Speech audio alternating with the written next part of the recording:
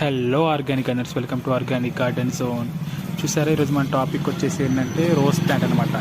ఈరోజు టాపిక్ ఏంటంటే మనకి ఏదైతే మనం ప్లాంట్ని గ్రాఫ్టింగ్ అయిన ప్లాంట్ని మనం నర్సరీస్ తీసుకుంటాం కదా, ఆ ప్లాంట్కి వచ్చి ఇది వాటర్ షూట్స్ అనమాట. ఏవైతే మంచి గ్రీనరీగా పెరిగాయి సార్, వీటిని వాటర్ షూట్స్ అంటారు. అంటే ఏవైతే మనము ఫ్లవరింగ్ ప్లాంట్ని మనం ఈ ప్లాంట్కి గ్రాఫ్టింగ్ చేస్తామో ఆ గ్రాఫ్టింగ్ పార్ట్ కింద నుంచి మనకి వాటర్ షూట్స్ అంటే ఏవైతే వస్తాయో వాటిని వాటర్ షూట్స్ అంటాం. చూడండి, ఇది గ్రాఫ్టింగ్ పార్ట్ అనమాట. ఏదైతే నేను ఫింగర్ పెట్టాను అది ఆ గ్రాఫ్టింగ్ అని కింద నుంచి వచ్చింది ఏంటంటే వాటిని వాటర్ షూట్స్ అంటారు. ఇవి ఏంటంటే ప్లాంట్ని గ్రో అవ్వకుండా చేస్తే ఫ్లవరింగ్ రాకుండా చేస్తాయి.